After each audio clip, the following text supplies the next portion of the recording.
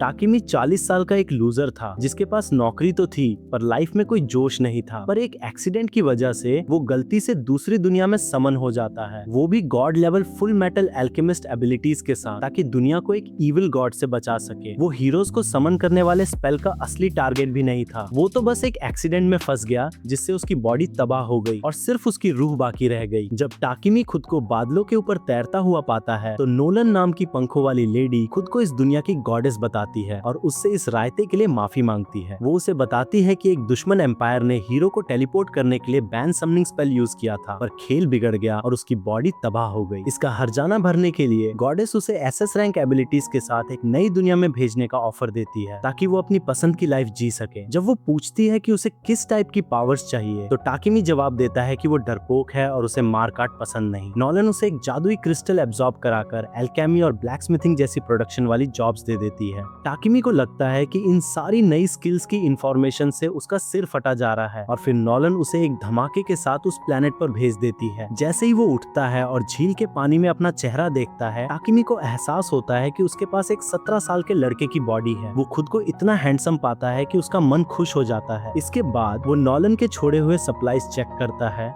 जिसमें गोल्ड और खाना शामिल था। फिर वो अपनी स्किल्स चेक करता है और पाता है कि वो हर टाइप के बेसिक मैजिक स्पेल्स यूज कर सकता है।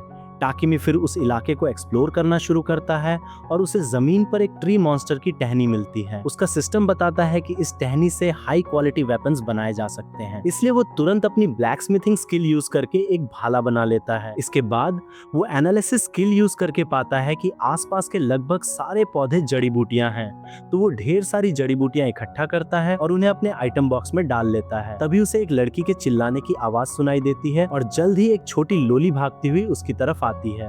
वो उसके पीछे छिप जाती है और मॉन्स्टर से बचाने की भीख मांगती है और ठीक उसी पल झाड़ियों से एक सींग वाला खरगोश बाहर निकलता है। वो लड़की पर झपटता है पर टाकिमी अपने भाले के एक ही वार से उसे ढेर कर देता है। इस वजह से उसका लेवल अप हो जाता है और उसे वॉरियर की जॉब मिल जाती है जो वो बिल्कुल नहीं चाहता था। मॉली नाम की वो लड़की बहुत इंप्रेस होती है और जान बचाने के लिए टाकिमी को थैंक यू कहती है। टाकिमी उससे अपने गाँव का रास्ता दिखाने को कहता है और वो खुशी खुशी मान जाती है। वो उससे उस सींग वाले खरगोश को साथ ले चलने को कहती है क्योंकि उसका मीट बहुत टेस्टी होता है। टाकिमी तुरंत उसे अपने आइटम बॉक्स में रख लेता है पर बाद में उसे एहसास होता है कि उसे इतनी आसानी से अपनी स्किल्स नहीं दिखानी चाहिए थी। दूसरी तरफ 3 हाई स्कूल स्टूडेंट्स खुद को होली सिडोनिया एम्पायर में पाते हैं और महारानी एलिजाबेथ खुद उनका वेलकम करने आती हैं। वो उन कंफ्यूज्ड हीरोज को बताती हैं कि उसने दुनिया को बचाने के लिए उन्हें यहाँ समन किया है, पर वो समन हुई लड़की उस पर जरा भी भरोसा नहीं करती। ठीक उसी पल उसे नॉलन से एक स्पेशल स्किल मिलती है जो उसे अपनी गट फीलिंग से सही डिसीजन लेने में मदद करती है। लड़की की सिक्स्थ सेंस बताती है कि एलिजाबेथ एक डेंजरस औरत है और उसे उससे दूर रहना चाहिए। इस बीच टाकिमी मॉली के साथ गांव पहुंचता है जहां उसके पेरेंट्स उसे बचाने के लिए थैंक यू कहते हैं। टाकिमी उनसे पूछता है कि क्या वो कुछ दिन गाँव में रुक सकता है और वे खुशी खुशी मान जाते हैं। वे उसे लोकल लोहार से मिलवाते हैं जो बताता है कि गाँव के पास के जंगल न सिर्फ जड़ी बूटियों से भरे हैं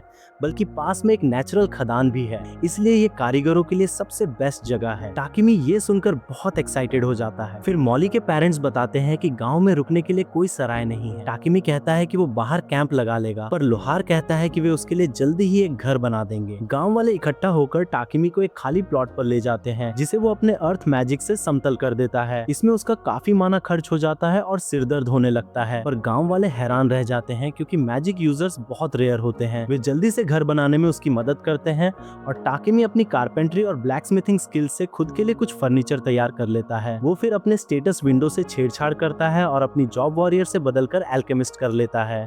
इसके बाद वो लोहार की मदद से निकाले गए अयस्कों यानी ओर्स पर काम करना शुरू करता है। उसके पास तांबा, लोहा और चांदी के साथ साथ मैजिक आयरन ओर भी है जो अंदर माना स्टोर कर सकता है। टाकिमी एल्केमी करके हर चीज को सोने में बदलने के आइडिया से ही रोमांचित हो जाता है और वो एक्साइटमेंट में लोहे पर काम शुरू कर देता है। उसे किसी भट्टी या औजार की जरूरत नहीं है क्योंकि वो मैजिक से उसकी गंदगी निकालकर उसे ईंट का शेप दे सकता है। ऐसा करने में उसका बहुत सा माना खर्च होता है पर उसका जुनून उसे काम जारी रखने पर मजबूर कर करता है। जल्द ही मॉली उसे डिनर के लिए बुलाने आती है, पर टाकिमी को जमीन पर बेहोश पड़ा देखकर उसके होश उड़ जाते हैं। सारा माना खत्म होने की वजह से वो ढह गया था। वो अपने पेरेंट्स को बुलाती है जो टाकिमी को डांटते हैं और फिर उसे माना रिकवर करने का पोषण देते हैं। अगले दिन मॉली और उसकी माँ टाकिमी पर कड़ी नजर रखती हैं ताकि वो दोबारा खुद पर ज्यादा प्रेशर न डाले, और इससे उसकी स्पीड काफी स्लो हो जाती है। वो आने वाले दिनों में और मेटल्स को रिफाइन करता है और खुद के लिए कुछ बर्तन भी बनाता है, जिससे उसकी एल्केमी जॉब का लेवल अप हो जाता है। अपने फ्री टाइम में वो गांव के लोहार की मैजिक से हाई क्वालिटी वेपन्स बनाने में मदद करता है, जिससे उसकी ब्लैक स्मिथ जॉब का लेवल भी बढ़ जाता है। इसके बाद वो मॉली के पापा के पास जाता है और कुछ पोशंस उधार मांगता है ताकि उनकी रेसिपी कॉपी कर सके। मॉली के पापा उसे कुछ बेसिक पोशंस दे देते हैं और कहते हैं कि वो अपने बनाए पोशंस बाद में उन्हें बेच सकता है। टाकिमी घर जाता है और कुकिंग शुरू करता है। वो अपने आइडल्स की तरह कुछ मैजिक ब्लू ड्रग्स बनाता है, पर पाता है कि इसका कलर ओरिजिनल रेसिपी से अलग है। अगले दिन वो जंगल में जाता है और जो भी जहरीला पौधा मिलता है उसे खाने लगता है। फिर उस जहर को प्यूरिफाई करता है ताकि वो जहर के खिलाफ रेजिस्टेंस हासिल कर सके और अपने प्यूरिफिकेशन मैजिक का लेवल बढ़ा सके। जब वो एक डेंजरस पौधा खाने के बाद रिकवर कर ही रहा होता है, तभी एक विशाल आर्मर्ड सुअर उस पे हमला कर देता है। मॉन्स्टर को देखकर टाकिमी पैनिक हो जाता है। वो अपने भाले से लड़ने की कोशिश करता है, पर सुअर से टकराते ही भाला टूट जाता है। टाकिमी जैसे तैसे उसके पहले अटैक से बचता है और उस पर मैजिक शॉट्स दागता है, पर किसी से कोई डैमेज नहीं होता। पीछे हटते हुए टाकिमी अचानक एक जहरीली मकड़ी से टकरा जाता है जो बुरी तरह जख्मी थी। उसे लगता है कि अब उसे एक साथ दो मॉन्स्टर्स से लड़ना पड़ेगा, पर तभी वो मकड़ी सुअर के चेहरे पर कूद पड़ती है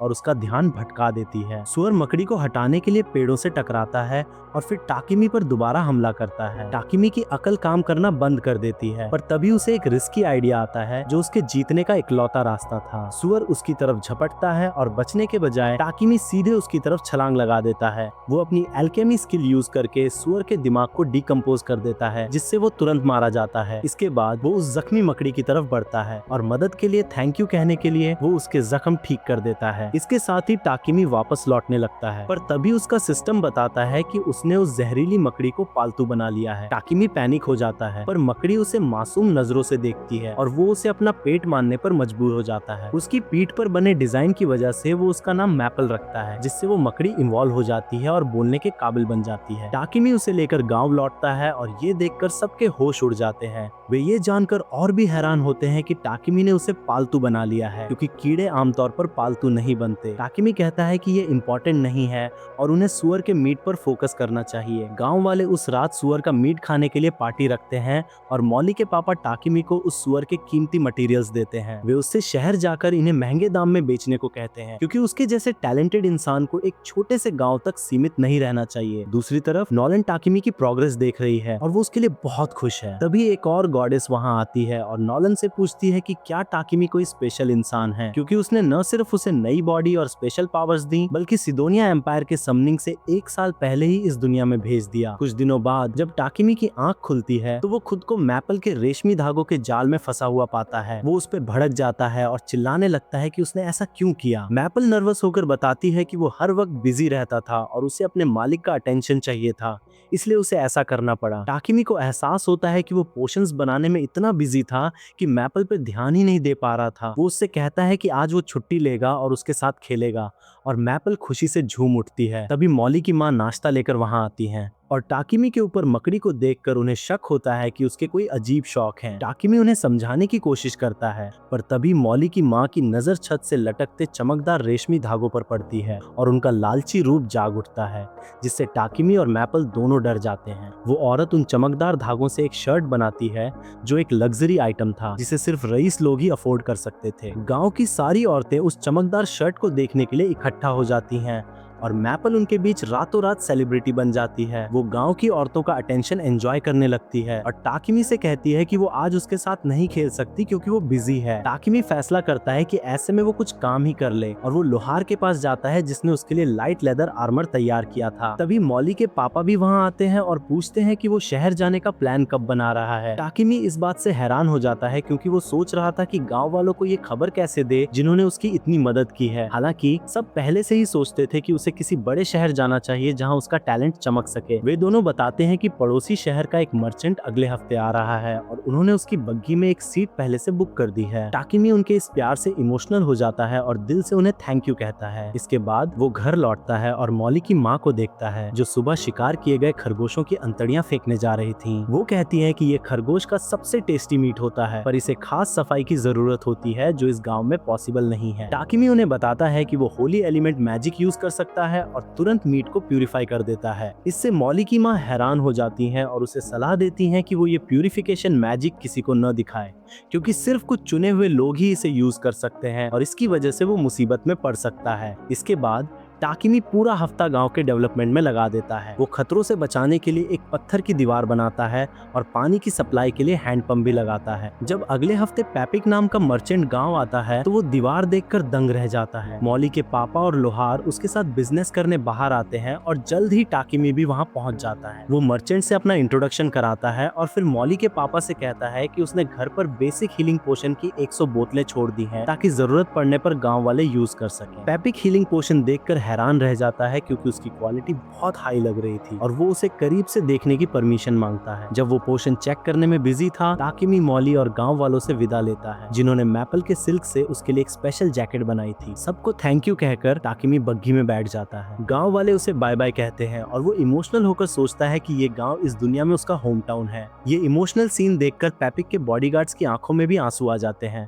ब्लॉन्ड बालों वाला बंदा अपना नाम हीथ, लाल बालों वाला रियाल और शांत गंजा बंदा बोगर बताता है। पैपिक बताता है कि वे सी रैंक एडवेंचरर पार्टी हैं और उसने उन्हें अपना बॉडीगार्ड हायर किया है। जब वे बातें शुरू करते हैं तो लाल बालों वाला रियाल उस बैग के बारे में पूछता है जो टाकिमी ने पकड़ा हुआ था और वो रिवील करता है कि इसके अंदर उसकी पालतू मकड़ी है। इससे सब शॉक हो जाते हैं और रियाल पालतू मकड़ी को पास से देखने की कोशिश करता है। मैपल को लगता है कि वो कोई परवर्ट है, इसलिए वो तुरंत उसके सिर पे टक्कर मारती है और फिर गंजे बंदे की गोद में चली जाती है जो उसे आराम से पकड़ लेता है। जब तीनों एडवेंचरर्स मैपल का अटेंशन पाने के लिए लड़ रहे होते हैं, पैपिक टाकिमी से कहता है कि वो उन हीलिंग पोशंस को खरीदना चाहता है जो उसने गांव वालों को दिए थे। इससे पहले कि वे बिजनेस की डिटेल्स पर बात कर पाते, पैपिक को अपनी बग्घी रोकनी पड़ती है क्योंकि सामने मॉन्स्टर्स थे। टाकिमी बाहर देखता है और पाता है कि कुछ गॉब्लिन्स उनकी तरफ बढ़ रहे हैं। एडवेंचरर्स तुरंत एक्शन के लिए तैयार होकर बाहर जाते हैं, पर पैपिक की डर के मारे हालत खराब हो रही थी। एडवेंचरर्स गॉब्लिन्स को चुटकियों में ढेर कर देते हैं और उसके बाद उनका सफर शांति से गुजरता है। 3 दिन बाद वे बोल्टन शहर पहुंचते हैं जहां टाकिमी सबसे पहले एडवेंचरर गिल्ड जाने का फैसला करता है। वो एल्केमिस्ट गिल्ड में खुद को रजिस्टर कराना चाहता है, पर रिसेप्शनिस्ट बताती है कि यहाँ ऐसा कोई गिल्ड नहीं है। टाकिमी निराश हो जाता है, पर वो एक एडवेंचरर के तौर पे साइन अप करने का फैसला करता है और मैपल को अपने पेट के रूप में रजिस्टर कराता है। ये काम होने के बाद वो पोशंस की डील करने पैपिक की कंपनी जाता है। पैपिक उसे पोशंस के लिए अच्छा ऑफर देता है और टाकिमी को अपने दिमाग में कैलकुलेशन करने में पूरा 1 मिनट लगता है कि वो इस एक ट्रांजैक्शन से ही जापान में करोड़पति बन जाता।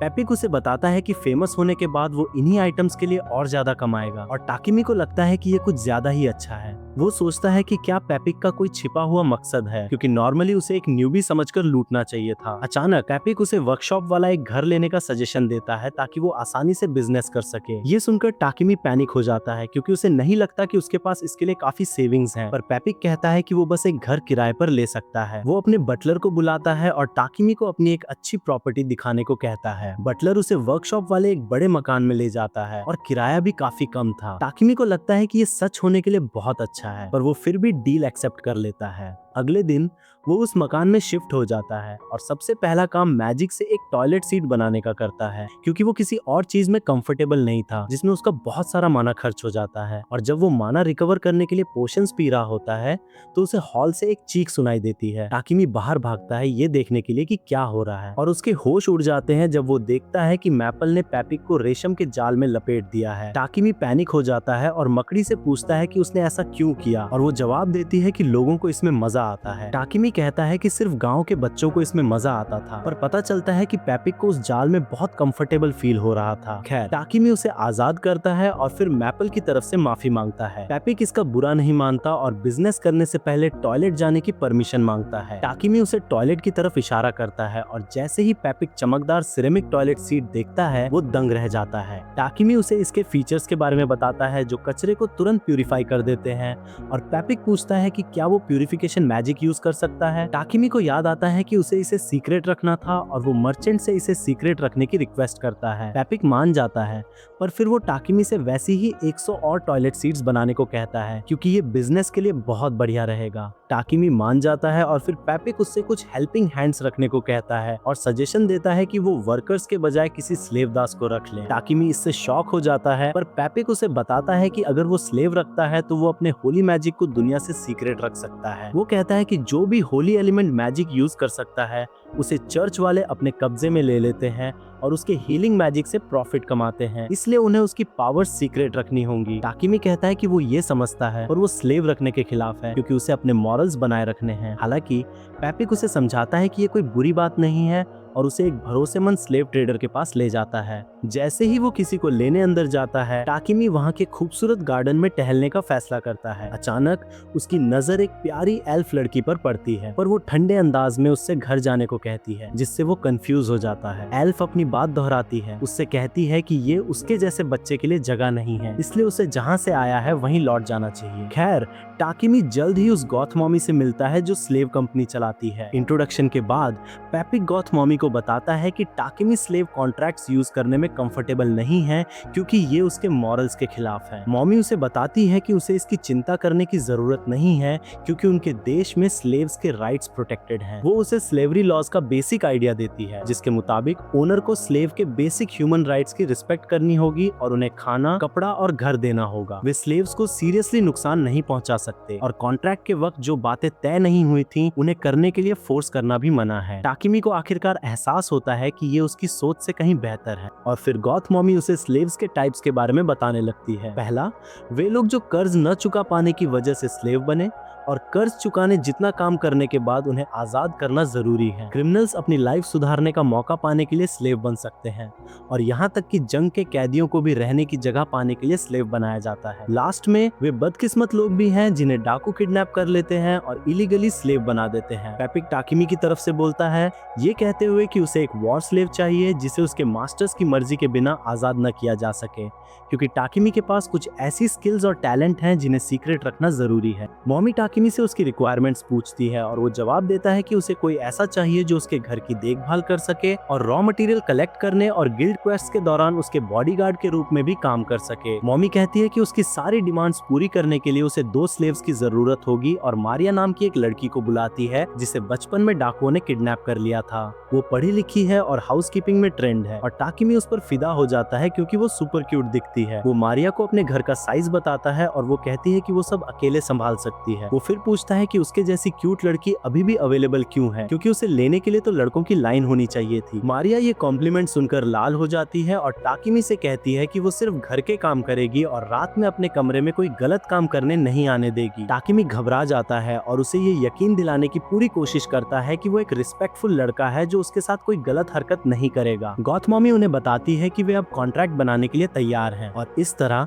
मारिया टाकिमी की स्लेव बन जाती है। मॉमी फिर टाकिमी से कहती है कि उनके पास अभी बॉडीगार्ड के रूप में काम करने के लिए कोई वॉर स्लेव नहीं है, पर मारिया उसे याद दिलाती है कि उनके पास सोफिया नाम की एक लड़की है। मॉमी उससे कहती है कि उसे सलाह देने की जरूरत नहीं है और अपना सामान पैक करने को कहती है। ये बातचीत सुनकर टाकिमी सोफिया के बारे में जानने के लिए क्यूरियस हो जाता है और मॉमी से कम उस लड़की से मिलने देने की जिद करता है। वो उसे ले जाती है और पता चलता है कि सोफिया वही एल्फ लड़की है जिसे टाकिमी ने पहले देखा था। मॉमी उसे बताती है कि उसे 50 साल पहले एल्फ्स के साथ हुई जंग में पकड़ा गया था और तब से उसने किसी को अपना मास्टर नहीं बनाया है। वो कहती है कि सोफिया की पूरी बॉडी पर जंग के जख्म हैं और किसी कर्स की वजह से उसका मैजिक भी सील हो गया है। इस वजह से वो फाइटर या बॉडीगार्ड बनने के लायक नहीं है। टाकिमी मॉमी से सोफिया से अकेले में बात करने देने को कहता है और वो उन्हें कमरे में अकेला छोड़ देती है। सोफिया टाकिमी से एक बार फिर घर जाने को कहती है और वो उसका चेहरा पकड़ता है और जबरदस्ती उसकी स्टेटस विंडो में देखता है तो पाता है कि वो बहुत स्ट्रांग है, पर उसके जख्म और कर्स की वजह से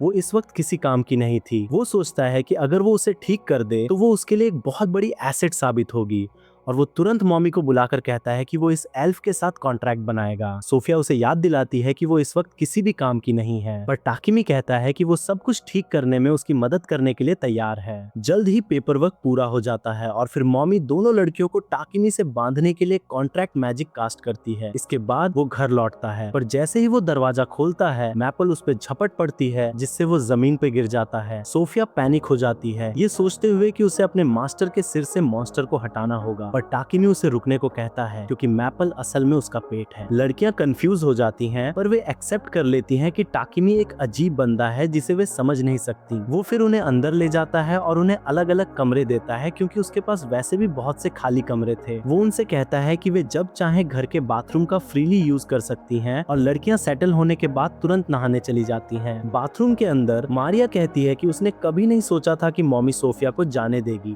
क्योंकि वो हमेशा उसे लेकर बहुत प्रोटेक्टिव रही है, पर टाकिमी जरूर स्पेशल होगा। हालांकि सोफिया उन कॉन्ट्रैक्ट्स के विचारों में खोई थी जो उसने पहले देखे थे। टाकिमी के बारे में ज्यादातर इंफॉर्मेशन खाली छोड़ी गई थी और वो सोचती है कि आखिर वो बंदा कौन है। इसके बाद वे डाइनिंग रूम में जाते हैं जहां टाकिमी ने सबके लिए डिनर तैयार किया था। मारिया शिकायत करती है और नखरे दिखाती है, क्योंकि खाना बनाना उसका काम था और टाकिमी जैसे तैसे उसे संभालता है। सोफिया को भी इस बात की फिक्र होती है कि वो स्लेव्स को अपने साथ खाना खाने दे रहा है, पर टाकिमी उससे कहता है कि वो दिल का बहुत साफ है। अगले दिन उसे पेपिक से एक पार्सल मिलता है और फिर वो मार्केट में शॉपिंग करने जाता है। रास्ते में उसे एक चर्च दिखता है तो वो चुपचाप अंदर चला जाता है। उसे वहाँ नॉलन की एक मूर्ति मिलती है और वो उससे प्रार्थना करने लगता है। उसने सुना है कि सिडोनिया एम्पायर इस देश में भी धर्म को कंट्रोल करता है और वो सोचता है कि नॉलन उनसे इतनी नफरत क्यों करती है जब वे भी उसकी पूजा करते हैं। अचानक उसे नॉलन की आवाज सुनाई देती है जो बताती है कि वो उनसे नफरत करती है क्योंकि वो उनके सर्कल का हिस्सा नहीं है। टाकिमी आंखें खोलता है तो खुद को बादलों के ऊपर तैरता हुआ पाता है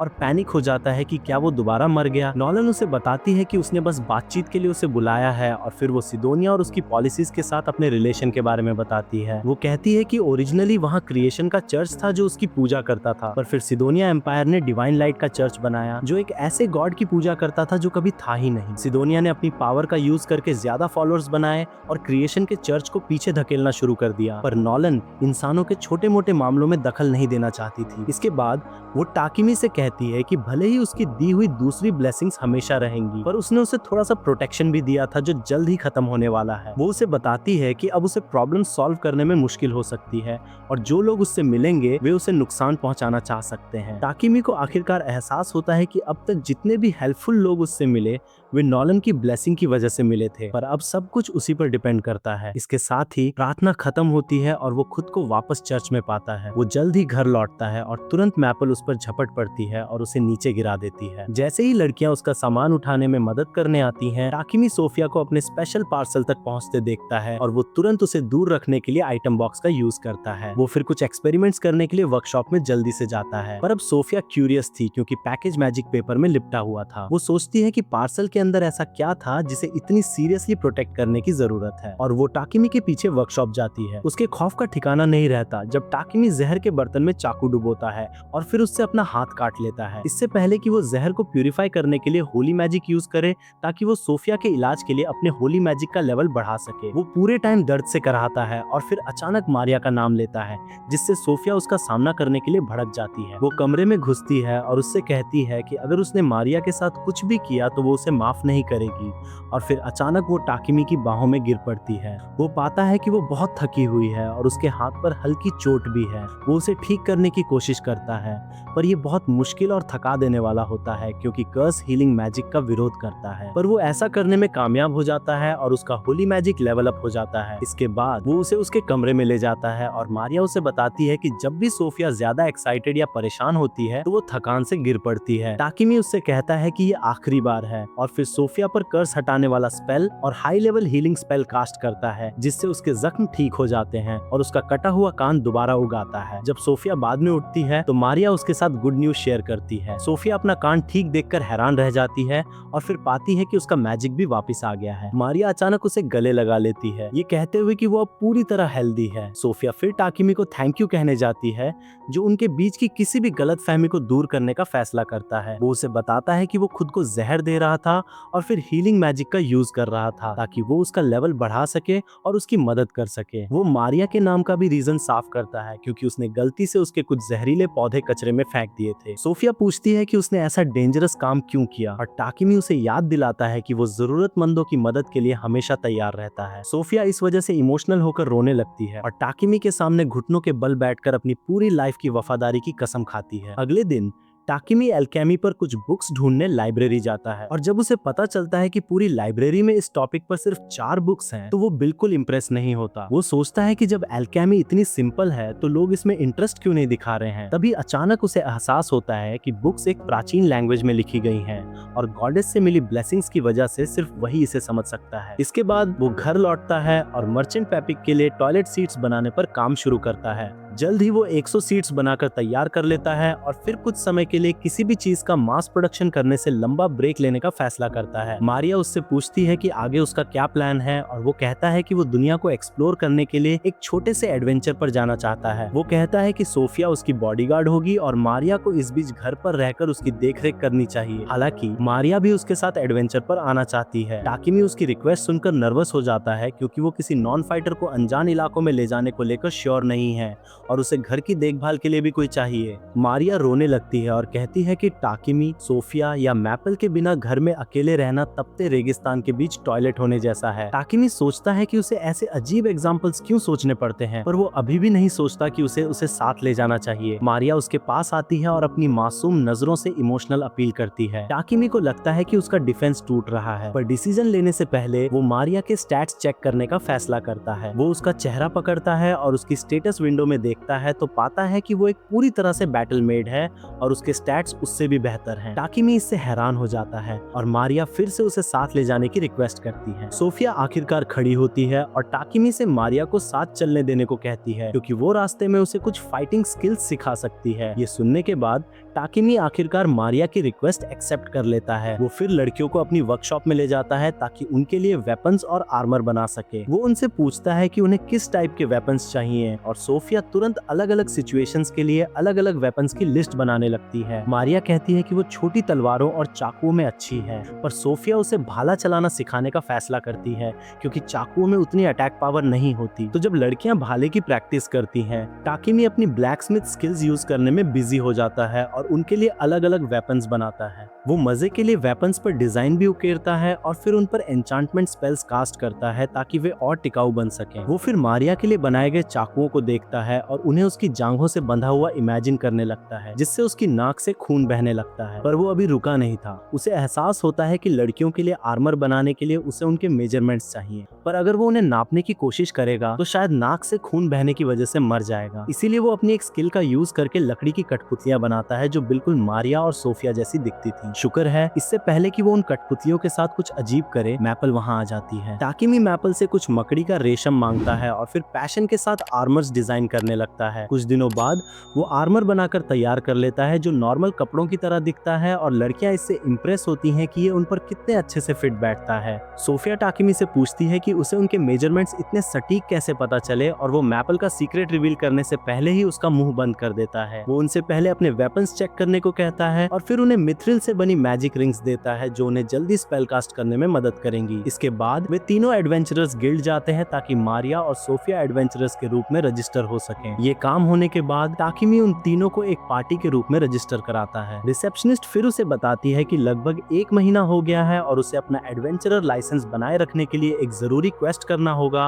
और टाकिमी उससे कहता है कि वो उसी काम के लिए यहाँ आया है। वो एक आसान क्वेस्ट चुनने के लिए क्वेस्ट बोर्ड के पास जाता है। तभी अचानक मोटे बदसूरत लूजर्स का एक ग्रुप वहाँ आता है। वे लड़कियों से उनकी पार्टी में शामिल होने को कहने लगते हैं क्योंकि वे उन्हें बेहतर गाइड कर सकते हैं। टाकिमी इसे ऐसे ही नहीं जाने दे सकता और वो लीडर का सामना करने आगे बढ़ता है। भले ही वो अंदर से बुरी तरह डरा हुआ था, पर वो किसी को अपनी लड़कियों से इस तरह बात नहीं करने दे सकता। वो लीडर का इंसल्ट करता है जिससे वो आदमी गुस्से में आ जाता है और टाकिमी को पंच मारता है, पर उसने अपनी बॉडी को मेटल में बदलने के लिए पहले ही एक स्पेल यूज कर लिया था। इस वजह से लीडर का हाथ टूट जाता जाता है और जैसे ही उसके चमचे टाकिमी पर हमला करने वाले होते हैं, गिल्ड मास्टर वहां आता है और उन पर चिल्लाकर रुकने को कहता है। वो टूटे हुए हाथ को देखता है और टाकिमी से पूछता है कि क्या उसने ऐसा किया। मारिया उसका बचाव करने की कोशिश करती है पर गिल्ड मास्टर उसकी बात पर यकीन नहीं करता। किस्मत से रिसेप्शनिस्ट वहां आता है और बताता है कि क्या हुआ था। गिल्ड मास्टर बैरक लूजर्स के गैंग को दफा होने को कहता है और फिर टाकिमी की पार्टी को अपने ऑफिस में बुलाता है। वो टाकिमी से रिवील करने को कहता है कि उसने क्या किया और वो शुरू में हिचकिचाता है, पर जब रिसेप्शनिस्ट कहता है कि उसने माना के हल्के निशान देखे थे तो टाकिमी को एहसास होता है कि वो इसे सीक्रेट नहीं रख सकता। वो समझाता है कि उसने बस कोयले का टुकड़ा निकाला, उसे हीरे में बदला और फिर पिटने से पहले अपनी बॉडी को उससे ढक लिया। बैरक अब समझ जाता है कि टाकिमी एक एल्केमिस्ट है और फिर रिसेप्शनिस्ट कहता है कि चूंकि उसकी टीम में इतनी सुंदर लड़कियां हैं तो बहुत से उपद्रवी उससे उलझने की कोशिश करेंगे। वो टाकिमी को तुरंत डी रैंक पर प्रमोट करने का सजेशन देता है ताकि वो सेफ रह सके और उससे उस प्रमोशन को पाने के लिए एक हाई लेवल क्वेस्ट करने को कहता है। गिल्ड मास्टर अपनी परमिशन दे देता है और सोफिया व मारिया दोनों इसके फेवर में थीं, तो टाकिमी क्वेस्ट लेने का फैसला करता है। पहला क्वेस्ट कुछ गॉब्लिन्स को खत्म करने का है और मैपल की मदद से टाकिमी की पार्टी उन्हें जल्दी ढूंढ लेती है। सोफिया आगे बढ़ती है और उनमें से 2 को मार देती है जबकि बाकी 2 टाकिमी और मारिया की तरफ लपकते हैं। मैपल उन्हें अपने रेशमी धागों से बांध देती है और फिर टाकिमी व मारिया उन्हें आसानी से ढेर कर देते हैं। इसके बाद वे मिशन पूरा करने के लिए कुछ और गॉब्लिन्स और कॉबोल्ड्स का शिकार करते हैं और टाकिमी फिक्र में पड़ जाता है क्योंकि वे बहुत सारे गॉब्लिन्स देख रहे थे। सोफिया कहती है कि पास में ही एक गॉब्लिन जनरल होना चाहिए जिसकी सेवा में गॉब्लिन्स का एक बहुत बड़ा झुंड होगा। नॉर्मली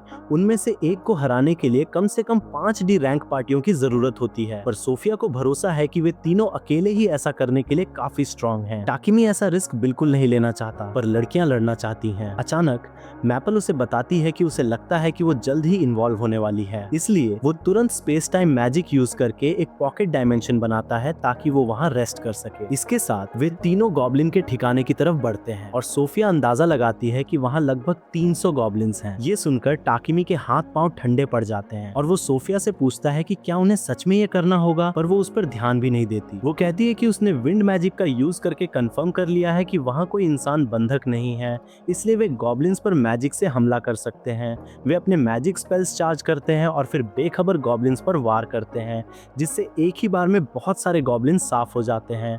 जल्द ही गॉब्लिन जनरल लड़ने बाहर आता है और सीधे टाकिमी की तरफ झपटता है। वो अपने भाले से उसके हमलों को ब्लॉक करता है और फिर फायर स्पेल का यूज करके उसे तुरंत भून देता है। इसके बाद टाकिमी और लड़कियां गॉब्लिन से लड़ने के बाद बुरी तरह थक कर गिल्ड लौटते हैं और उनके कलेक्ट किए गए मैजिक स्टोन्स व दूसरे रिसोर्सेज की मात्रा देखकर रिसेप्शनिस्ट को एक छोटा सा हार्ट अटैक आ जाता है। वो टाकिमी को गिल्ड मास्टर के ऑफिस में आने को कहता है, पर वो अब तक पूरी तरह थक चुका था। वो फिर भी बैरक के ऑफिस जाता है जो नखरे दिखाता है क्योंकि गॉब्लिन जनरल को मारने में कई डी रैंक की टीम्स लगती हैं और टाकिमी के ग्रुप ने इसे अकेले कर दिखाया। अचानक पॉकेट डायमेंशन उसके गंजे सिर के सामने दोबारा खुलता है और एक हाथ उसे पीछे धकेलता है। Maple half spider half human hybrid में इन्वॉल्व होने के बाद पॉकेट डायमेंशन से बाहर आती है और मुस्कुराते हुए अपने दोस्तों से अपना इंट्रोडक्शन कराती है। गिल्ड मास्टर को समझ ही नहीं आता कि अब उनसे क्या कहे और वो टाकिमी से बस घर जाने को कह देता है। कुछ दिनों बाद मारिया टाकिमी की वर्कशॉप में आती है और शर्माते हुए कपड़ों के कुछ टुकड़े मांगती है क्योंकि उसे खुद के और सोफिया के लिए अंडरवेयर बनाना है। टाकिमी कहता है कि वो कपड़ों के टुकड़ों से ऐसा नहीं बना पाएगी और मारिया उसे अपने डिजाइनों का एक स्केच दिखाती है। टाकिमी को वे बहुत बेसिक लगते हैं, इसलिए वो बो टाई के साथ कुछ मॉडर्न लॉन्जरी स्केच करता है और मारिया उन्हें देखकर बहुत एक्साइटेड हो जाती है और उससे अपने लिए एक सेट बनाने को कहती है। ठीक उसी पल मैपल पॉकेट डायमेंशन से बाहर निकलती है और टाकिमी को बताती है कि पैपिक यहाँ आया है। जब टाकिमी उससे मिलने जाता है तो पाता है कि मैपल का इन्वॉल्व फॉर्म देखकर मर्चेंट बेहोश पड़ा था। बाद में पैपिक टाकिमी को बताता है कि शहर पर राज करने वाले मार्किस गॉडविन प्यूरिफिकेशन फीचर वाले टॉयलेट्स के सिलसिले में उससे मिलना चाहते हैं और उसके पास तुरंत उनके महल जाने के अलावा कोई रास्ता नहीं है। हालांकि टाकिमी शुरू में किसी नोबल से मिलने को लेकर फिक्र में था, पर वो पाता है कि गॉडविन एक सच्चा इंसान और एक अच्छा एडमिनिस्ट्रेटर है जो किसी भी ऐसे इंसान के आगे सिर झुकाने को तैयार है जो उसके शहर को एक बेहतर जगह बनाने में मदद कर सके। वो खुद साफ होने वाले टॉयलेट्स और गॉब्लिन जनरल को हराने के लिए टाकिमी को थैंक यू कहता है, पर फिर उसे फ्यूचर में और अलर्ट रहने की वार्निंग देता है क्योंकि अगर होली सिडोनिया एम्पायर को उसके बारे में पता चला तो वे यकीनन उसके पीछे पड़ जाएंगे। घर पहुंचने तक टाकिमी मेंटली पूरी तरह थक चुका होता है। पर जब मैपल उसे कुछ सॉफ्ट फैब्रिक देती है और उसे याद आता है कि उसे मारिया और सोफिया के लिए अंडरवेयर बनाने का मौका मिल रहा है, तो उसकी एनर्जी वापस आ जाती है। वो बिना रेस्ट किए 3 दिन और रात काम करके दोनों के लिए एक एक सेट बनाता है और एंड में पूरी तरह थक जाता है। वो फिर लड़कियों से उन्हें पहनकर ट्राई करने को कहता है, पर फिर पीछे हट जाता है क्योंकि उसे लगता है कि ऐसा कहने पर वे उसे परवर्ट समझेंगी। वो अपने कमरे की तरफ भागता है और दरवाजा बंद कर लेता है, भले ही लड़कियां उसे दिखाने में खुश होती। कुछ दिनों बाद टाकिमी स्क्रैच से 3 रेफ्रिजरेटर बनाता है क्योंकि उसका आइसक्रीम खाने का मन कर रहा था। लड़कियों को पता चलता है कि रेफ्रिजरेटर्स के अंदर से ठंडी हवा आती है, इसलिए वे दरवाजा खोलती हैं और उसके सामने बैठ जाती हैं। और टाकिमी को समझ नहीं आता कि उन्हें सारी टेक्निकल डिटेल्स कैसे समझाएं। वो सोचने लगता है कि कैसे उसने स्टेनलेस स्टील बनाने के लिए लोहे और दूसरे एलिमेंट्स को कंबाइन किया और फिर इस टेक्नोलॉजी को बनाने के लिए एक मैजिक डिवाइस का यूज किया जो अपने आसपास के माहौल को ठंडा कर सकता है। वो मारिया से कहता है कि ये बॉक्स खाने को लंबे समय तक ठंडा और ताजा रख सकता है और वो उसे थैंक यू कहती है क्योंकि अब उसके पास खाना पकाने के लिए हमेशा फ्रेश इंग्रेडिएंट्स हो सकते हैं। टाकिमी ब्लू वाले को रखने का फैसला करता है क्योंकि सोफिया को वो पसंद है और बाकी 2 को पैपिक के ऑफिस ले जाकर दिखाने का फैसला करता है। वो लड़कियों से कहता है कि वो इसके बाद एक और प्रोजेक्ट पे काम शुरू करेगा जो उनके वेपन्स को अपग्रेड करना होगा। सोफिया सोचती है कि उन्हें अभी अपग्रेड की जरूरत नहीं है, पर टाकिमी कहता है कि देर सबेर वे एक एडवेंचर पर निकलेंगे और उन्हें तब तक अपने इक्विपमेंट्स को इम्प्रूव करते रहना चाहिए। वो फिर मिथ्रिल और एडामेंटाइट जैसे हाई क्वालिटी मटेरियल्स के बारे में जानने के लिए गिल्ड जाता है, पर रिसेप्शनिस्ट उसे बताता है कि वे यहाँ बहुत रेयर हैं क्योंकि कोई भी लोहार उन्हें ठीक से नहीं संभाल सकता। वो टाकिमी को बोनो ड्वार्विस के देश के लोहारों को ट्राई करने का सजेशन देता है क्योंकि वे कहीं ज्यादा कुशल हैं। अचानक उसे याद आता है कि टाकिमी एक एल्केमिस्ट है और उससे कहता है कि वो अपना खुद का मिथ्रिल बना सकता है, पर ये बहुत थका देने वाला और धीमा काम है। इसे पाने का सबसे तेज तरीका उत्तर पश्चिम की खदान से निकालना होगा, पर सिर्फ ब्लैकस्मिथ गिल्ड से जुड़े लोग ही उसमें जा सकते हैं। रिसेप्शनिस्ट एक रास्ता भी निकालता है और टाकिमी से कहता है कि अगर वो खदान के अंदर मॉन्स्टर्स को हराने का क्वेस्ट एक्सेप्ट करता है तो वो मॉन्स्टर्स का शिकार करते हुए कुछ मिथ्रिल और एडामेंटाइट निकाल सकता है। टाकिमी को ये आइडिया पसंद आता है और तभी अचानक गिल्ड मास्टर उसके पीछे प्रकट होता है और कहता है कि उसके पास उसके लिए गुड न्यूज है। वो उसे बताता है कि शहर में उस स्पेशल लकड़ी की कमी है जो ट्रिएंट्स नाम के ट्री मॉन्स्टर्स को हराने पर मिलती है और वे खदान के रास्ते में पाए जाते हैं। टाकिमी नर्वस हो जाता है क्योंकि वो गंजा बंदा उसके बहुत करीब था, पर वो खदान के रास्ते में ट्रिएंट्स का शिकार करने की रिक्वेस्ट ले लेता है। गिल्ड मास्टर उसे बताता है कि एक लोहार भी है जिसने खदान की अपनी ट्रिप के लिए गिल्ड से एक बॉडीगार्ड की रिक्वेस्ट की है और वो चाहता है कि टाकिमी वो काम भी ले ले। टाकिमी को एहसास होता है कि उसे अचानक बहुत ज्यादा काम मिल रहा है, पर गिल्ड मास्टर मिशंस को सक्सेसफुली पूरा करने के बाद उसे और उसकी लड़कियों को प्रमोट करने का प्रॉमिस करता है। वो क्वेस्ट एक्सेप्ट करता है और फिर पूछता है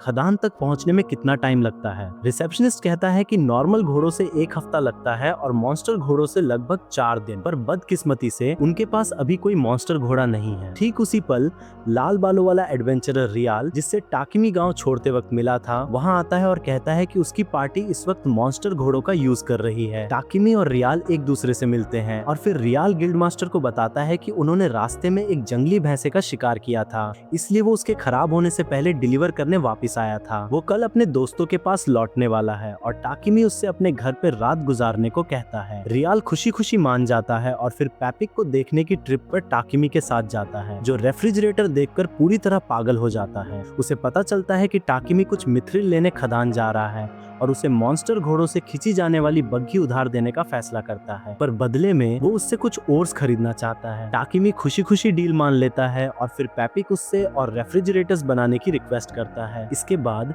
टाकिमी अलग अलग लोहारों को चेक करता है कि क्या कोई उसे कुछ मिथ्रिल दे सकता है, पर उसे कोई ऐसा नहीं मिलता जो मदद कर सके और जब तक वो घर लौटता है तब तक अंधेरा हो जाता है। अचानक रियाल एक दुश्मन को उनकी तरफ आते देखता है और वो लड़ने के बजाय टाकिमी के साथ भागने का फैसला करता है। हालांकि नकाबपोश हमलावर उसे नीचे गिरा देती है और फिर खुद को सोफिया के रूप में रिवील करती है, जिसे लगा कि रियाल उसके मास्टर को किडनैप कर रहा था। वो उसे मारने ही वाली होती है, पर टाकिमी उसे रोक देता है और फिर वे गलतफहमी के लिए रियाल से माफी मांगते हैं। वो उनसे कहता है कि कोई बात नहीं, पर उसके मन में अब बहुत से सवाल हैं। वे जल्द ही घर पहुंचते हैं और रियाल सन्न रह जाता है जब वो मैपल का इन्वॉल्व फॉर्म देखता है और इस बात से जेलस होता है कि टाकिमी 3 सुंदर लड़कियों के साथ रहता है जबकि वो अभी भी सिंगल है। बाद में टाकिमी अपनी लड़कियों को गिल्ड से लिए गए क्वेस्ट्स के बारे में बताता है और वे मान जाती हैं कि उन्हें मिशन लेना चाहिए। अगले दिन रियाल के घर से जाने के बाद टाकिमी उनके नए वेपन्स पर काम करना शुरू करता है। वो एक बड़ी टंगस्टन तलवार पर काम करने की कोशिश करता है जो जो दुश्मन का माना एब्जॉर्ब कर सकती है, पर उस पर एल्केमी स्किल यूज करना बहुत मुश्किल है।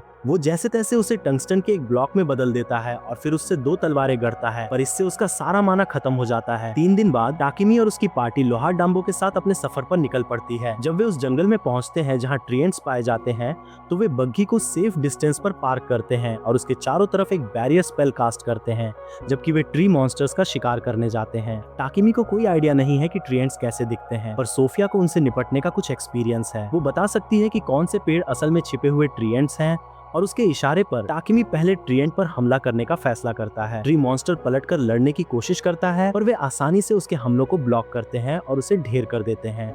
अचानक ट्रिएंट्स का एक बहुत बड़ा झुंड उन्हें घेर लेता है और सोफिया टाकिमी से कहती है कि उन्हें उनसे जल्दी निपटने के लिए मैजिक का यूज करना चाहिए। वे ट्री मॉन्स्टर्स को हराने के लिए विंड मैजिक का यूज करती हैं, जबकि मारिया उन्हें अर्थ मैजिक से जिंदा दफना देती है। टाकिमी बीच बीच में लड़ने के लिए अपने वेपन्स का यूज भी करता रहता है, जिससे उसकी फाइटिंग से जुड़ी स्किल्स का लेवल अप होता है। जैसे ही उन्हें लगता है कि उन्होंने सारे ट्रिएंट्स को हरा दिया है, उनका बॉस वहां आ जाता है। सोफिया उसकी डालियों को काटने के लिए अपने मैजिक का यूज करती है और मारिया व मैपल भी उसका सपोर्ट करती हैं, पर बॉस पेड़ अपनी डालियों को जल्दी रिकवर कर लेता है और उन पर हमला जारी रखता है। सोफिया टाकिमी से अपनी तलवार को फायर मैजिक से एन्चेंट करने और उसे हराने के लिए पेड़ की मेन बॉडी पर हमला करने को कहती है, और वो तुरंत ऐसा ही करता है। वो अपनी तलवार को आग से ढकता है और फिर उससे मॉन्स्टर पर वार करता है, जिससे वो मारा जाता है। मॉन्स्टर मरने पर 2 फल गिराता है और सोफिया कहती है कि वे मिरेकल एप्पल्स नाम का एक रेयर आइटम है। अगले दिन वे होरस के माइनिंग सिटी पहुंचते हैं और लोहार उन्हें उनका क्वेस्ट देता है, जो आयरन मोल्स को हराना है, जो खदान से ओर्स खाते हैं। जल्द ही वे खदान के अंदर जाते हैं और टाकिमी की मैक्स आउट किस्मत की बदौलत उसे जल्दी ही मिथ्रिल और एडामेंटाइट दोनों ओर मिल जाते हैं। अचानक जमीन हिलने लगती है और मैपल सेंस करती है कि कुछ मॉन्स्टर्स तेजी से उनकी तरफ बढ़ रहे हैं। सब लड़ने के लिए तैयार हो जाते हैं, पर तभी टाकिमी को मामला जल्दी खत्म करने का एक आइडिया आता है। जैसे ही आयरन मोल जमीन से बाहर निकलता है, वो मैजिक से एक चमकदार रोशनी बनाता है, जिससे वो अंधा और सुन्न हो जाता है। सोफिया इसके बाद मोल को आसानी से मार देती है और टाकिमी समझाता है कि चूंकि मोल्स हर वक्त अंधेरे में रहते हैं, इसलिए उन्हें तेज रोशनी की आदत नहीं होती। लड़कियां निराश हो जाती हैं कि फाइट इतनी जल्दी खत्म हो गई, खासकर मारिया जो अपनी स्किल्स दिखाना चाहती थी। खैर, वे बिना किसी डिस्टरबेंस के बहुत सारे ओर्स निकालने में कामयाब होते हैं और वे जल्द ही अपने होम सिटी लौट आते हैं। टाकिमी मिथ्रिल और एडामेंटाइट को संभालने के बेसिक्स सीखने के लिए डाम्बो की वर्कशॉप जाता है। वो अगले कुछ दिन अपनी स्किल्स को निखारने में बिताता है और एंड में वो अलग अलग एलिमेंट एट्रीब्यूट्स के साथ मिथ्रिल अलॉयज बनाने के लिए ओर्स के साथ अलग अलग मटेरियल्स को कंबाइन करने में कामयाब होता है। वो उनका यूज करके उनके आर्मर्स को मॉडिफाई करता है ताकि वे हल्के और ज्यादा टिकाऊ बन सकें और साथ ही उनकी अटैक पावर भी बढ़ सके। वो लड़कियों से कहता है कि उनका आर्मर उनके मैजिक अटैक्स को बूस्ट करेगा, जबकि उसका आर्मर उसे बहुत तेज भागने की परमिशन देगा। वो उन्हें एक डेमो दिखाने का फैसला करता है, पर वो अपनी स्पीड कंट्रोल नहीं कर पाता और सीधे दीवार से टकराकर खुद का पोपट करा बैठता है। वो लड़कियों से कहता है कि जो उन्होंने देखा उसे भूल जाएं और फिर अपने बनाए गए वेपन्स की तरफ बढ़ता है। वो सोफिया को विंड स्पीयर और मारिया को फायर स्पीयर देता है और दोनों इसे पाकर बहुत खुश होती हैं। सोफिया टाकिमी से कहती है कि उसका मेन काम उसे प्रोटेक्ट करना है और वो इसके लिए सब कुछ दांव पर लगा देगी। वो कहती है कि अपना काम ठीक से करने के लिए उसे एक टिकाऊ शील्ड चाहिए और टाकिमी कहता है कि वो उसके लिए एक शील्ड बनाएगा, पर उससे अपनी जान की ज्यादा वैल्यू करने को कहता है। वो उसके लिए शील्ड बनाता है, पर काम पूरा होने तक पूरी तरह थक जाता है और सोफिया सोचती है कि टाकिमी पर बहुत ज्यादा बोझ है, क्योंकि सिर्फ वही यहाँ हुनरमंद काम कर सकता है। वो विश करती है कि उसे एक ऐसा असिस्टेंट मिल जाए जो टेक्निकल काम में उसकी मदद कर सके, ताकि वो और रिलैक्स रह सके। कुछ दिनों बाद पेपिक टाकिमी के पास ये बताने आता है कि होली सिडोनिया एम्पायर ने प्यूरिफिकेशन मैजिक वाली जादुई टॉयलेट्स पर ध्यान दिया है जो उसने बनाई थी। हाल ही में उन्होंने इस मामले पर बात करने के लिए किंग के पास एक मैसेंजर भेजा और डिमांड की कि वो जादुई टॉयलेट का पेटेंट उन्हें सौंप दे, क्योंकि होली मैजिक उनके गॉड का गिफ्ट है और इसका यूज दूसरों को नहीं करना चाहिए। उन्होंने उससे उस इंसान को भी सौंपने की डिमांड की जिसने टॉयलेट का इन्वेंशन किया था, क्योंकि इंसानी कचरे को साफ करने के लिए होली मैजिक का यूज करना एक इंसल्ट थी। हालांकि किंग ने उनसे अपने गॉड के दिए गिफ्ट का यूज करके खुद के प्यूरिफिकेशन स्पेल्स बनाने को कहा और उनकी डिमांड्स मानने से इनकार कर दिया। तब भी जब मैसेंजर ने डिवाइन लाइट के चर्च के सारे पुजारियों को वापस सिडोनिया बुलाने की धमकी दी। टाकिमी ये सुनकर शॉक हो जाता है और पेपिक से पूछता है कि क्या इतना कड़ा होना सही डिसीजन था, और मर्चेंट उससे कहता है कि किसी बात की फिक्र न करे, क्योंकि इस देश में धर्म की आजादी है। वो समझाता है कि इस रीजन में 2 मेन रिलीजन हैं और उनके देश में बहुत से लोग क्रिएशन के चर्च को फॉलो करते हैं जो गॉडेस नॉलन की पूजा करता है। क्रिएशन के चर्च के पुजारी उनकी आबादी का इलाज करने के लिए काफी हैं और वे सिडोनिया के पुजारियों जितना चार्ज भी नहीं करते। टाकिमी सोचता है कि यह मामला उसकी पसंद से कहीं ज्यादा सीरियस और सिरदर्द वाला लग रहा है, इसलिए वो इससे जितना हो सके दूर रहने का प्लान बनाता है। हालांकि पेपिक नर्वस होकर बताने लगता है कि ऐसा पॉसिबल नहीं होगा। अपने सिटी लॉर्ड की मदद से उसने टाकिमी के मैजिक टॉयलेट और रेफ्रिजरेटर्स के सैंपल्स किंग के पास भेजे थे और अब वो उससे मिलना चाहता है। टाकिमी दंग रह जाता है, पर पेपिक उससे किंग से मिलने की भीख मांगता है। एंड में वो हार मान लेता है और इनविटेशन एक्सेप्ट कर लेता है और उस रात बाद में अपनी लड़कियों को इसके बारे में बताता है। वो उनसे कहता है कि उन्हें एक हफ्ते में कैपिटल के लिए निकलना है और उससे पहले उनके पास करने के लिए बहुत कुछ है। शुरुआत के लिए वो डार्क एलिमेंट मैजिक स्टोन्स का यूज करके लड़कियों के लिए नए क्लॉक्स बनाना चाहता है ताकि वे अपनी प्रेजेंस छिपा सकें और ज्यादा फ्रीली घूम सकें। इसके बाद सोफिया और मारिया राशन की शॉपिंग करने बाजार जाती हैं और टाकिमी गॉडेस नॉलन से बात करने चर्च जाता है। वो उसे अपने क्षेत्र में बुलाती है और पूछती है कि क्या वो बिना किसी चढ़ावे के उससे प्रार्थना करने जा रहा है। उसने सुना है कि वो कैपिटल जा रहा है और उससे कहती है कि अगर वो उसे कुछ देगा तो वो उसे एक सेफ जर्नी की ब्लेसिंग देगी, पर वो कहता है कि पहले उसके कुछ सवाल हैं। वो उससे अनाथ के बारे में पूछता है, वो देवी जिसकी पूजा डिवाइन लाइट का चर्च करता है, पर नॉलन सवाल का ठीक से जवाब नहीं देती। वो इकलौती देवी होने का दावा करती है और उससे कहती है कि वो सही समय पर अनाथ के बारे में जान जाएगा। टाकिमी फिर उसे बताता है कि कैसे सिडोनिया एम्पायर ने उसमें इंटरेस्ट लिया है और उससे पूछता है कि उन हीरोज का क्या हुआ जिन्हें उन्होंने समन किया था। नॉर्मली दूसरी दुनिया से हीरोज को समन करने पर बहुत तबाही मचती, पर उसने उनके बारे में सुना तक नहीं है। नॉलन नर्वस होकर उसे बताती है कि जब उसने उसे इस दुनिया में भेजा था तो उसने टाइम के साथ छेड़छाड़ की थी। उसने उसे समय में 1 साल पीछे भेज दिया था और इसका मतलब है कि हीरोज को कुछ महीनों में सिडोनिया में समन किया जाएगा।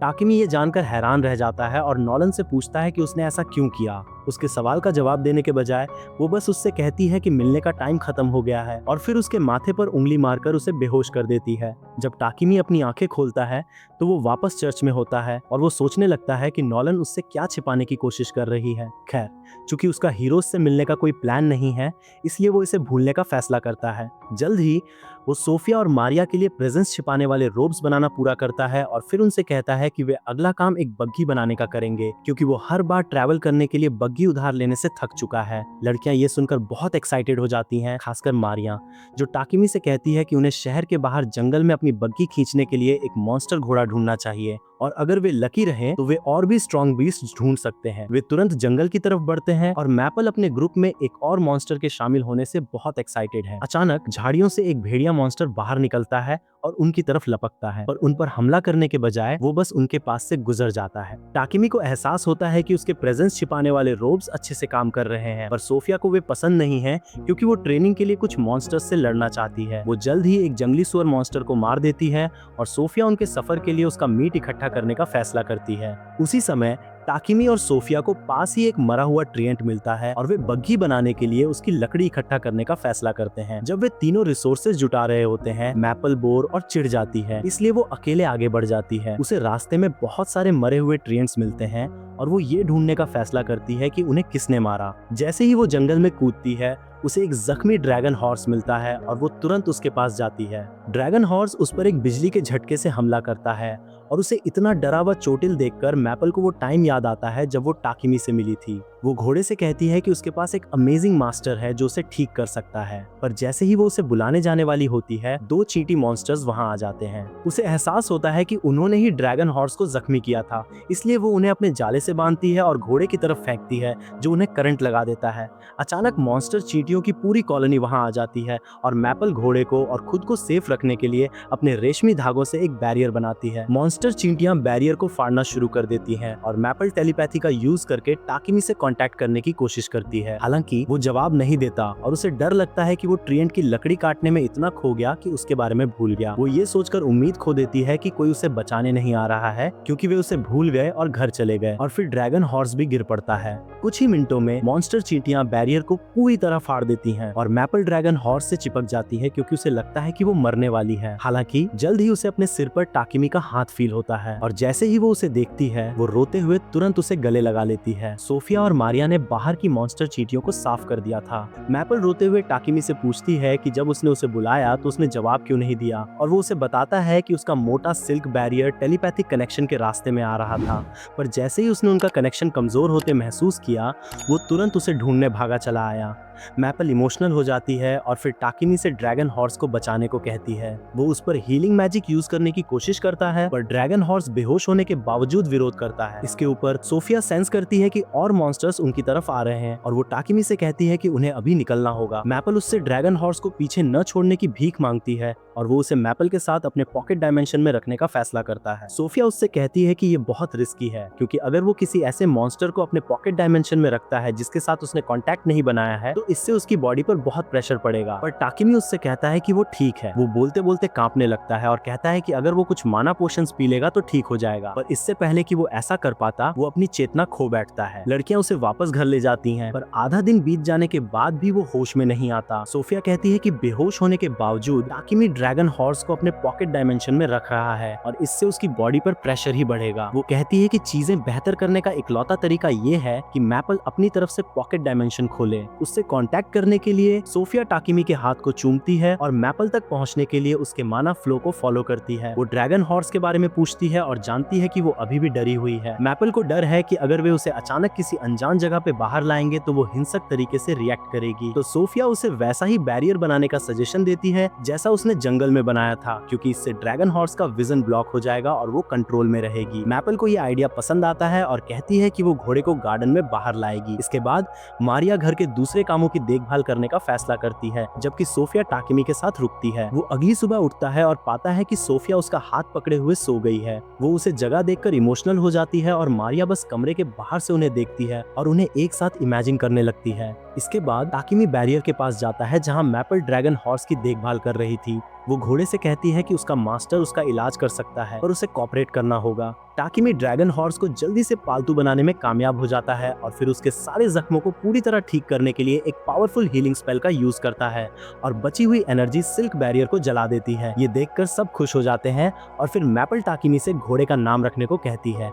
वो उसका नाम कैमेलिया रखता है और मैपल अपनी नई दोस्त को गले लगाती है, फैमिली में उसका वेलकम करते हुए। कुछ दिनों बाद टाकिमी अपने लोहार दोस्त के पास जाने का फैसला करता है क्योंकि वो कैमेलिया के लिए कुछ नाले बनाना चाहता है और बग्गी में भी कुछ काम करने की जरूरत है। सोफिया को फिक्र है कि टाकिमी आजकल बहुत ज्यादा काम कर रहा है क्योंकि उसे हाल ही में मर्चेंट पैपिक से रेफ्रिजरेटर्स और पोशंस का ऑर्डर मिला है। वो उससे थोड़ा रेस्ट करने को कहती है क्योंकि वो अभी तक कैमेलिया वाले हादसे से पूरी तरह रिकवर नहीं हुआ है। बट टाकिमी उसे भरोसा दिलाता है कि वो ठीक रहेगा। वो एडवेंचरर्स गिल्ड जाने का फैसला भी करता है और एक लड़के को मॉन्स्टर के बारे में हंगामा करते हुए पाता है। टाकिमी रिसेप्शनिस्ट से डिटेल्स पूछता है और वो उसे एक मॉन्स्टर का रफ स्केच देता है जिसे बहुत से लोगों ने शहर के आसपास देखने का दावा किया है। उसे नहीं लगता कि उनकी रिपोर्ट सही है और चूंकि अभी तक कोई नुकसान नहीं हुआ है, गिल्ड ने भी कुछ नहीं किया है। वो फिर टाकिमी से उसका काम पूछता है और जानता है कि वो यहाँ एक और पेट रजिस्टर कराने आया है। रिसेप्शनिस्ट प्रॉमिस करता है कि टाकिमी जो भी मॉन्स्टर बाहर लाएगा उससे वो हैरान नहीं होगा। टाकिमी पॉकेट डायमेंशन खोलता है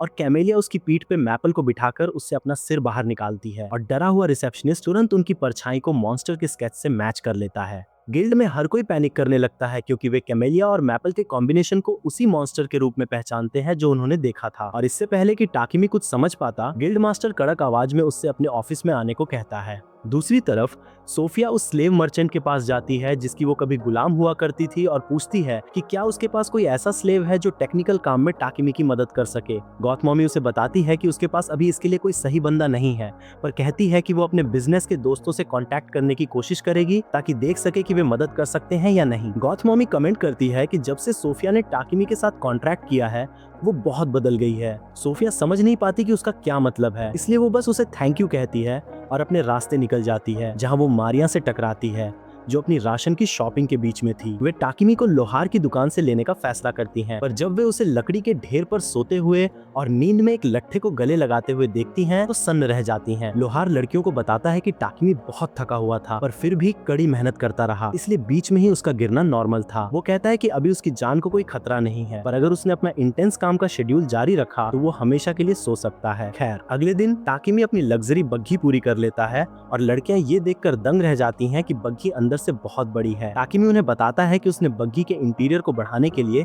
स्पेशल मैजिक का यूज किया। ये एंटी शेकिंग फीचर्स वाला एक पूरा घर है ताकि सफर के दौरान ये हिलेगा भी नहीं। सोफिया कहती है कि ये पूरे कॉन्टिनेंट की सबसे लग्जरी बग्गी होनी चाहिए, पर सही औरत मारिया खुश है कि वो अपने सफर के दौरान भी घर के काम कर सकती है। इसके तुरंत बाद वे कैपिटल के लिए रवाना हो जाते हैं और कैमिलिया बग्गी खींचते हुए तेजी से दौड़ती है। मारिया और मैपल बग्गी चलाते हुए अपनी लाइफ का मजा ले रही हैं और अंदर टाकिमी और सोफिया को जरा सा भी झटका महसूस नहीं होता। इतनी रनिंग की वजह से कैमिलिया का लेवल भी जल्दी बढ़ जाता है और जल्द ही टाकिमी और उसकी पार्टी पेपिक और लॉर्ड गॉडविन के साथ जुड़ जाती है। पेपिक को टाकिमी की बग्गी देखने में इंटरेस्ट है और जैसे ही वो अंदर कदम रखता है वो बग्गी के अंदर के लग्जरी फीचर्स देखकर दंग रह जाता है। वो टाकिमी से डिटेल्स पूछने लगता है और इसके पीछे के सीक्रेट्स जानने के लिए उसे सही कीमत देने का प्रॉमिस करता है, पर गॉडविन उसे कराटे चोप मारता है और शांत रहने को कहता है। पेपिक इसके बाद थोड़ा शांत होता है और फिर गॉडविन टाकिमी की बग्गी की तारीफ करने लगता है।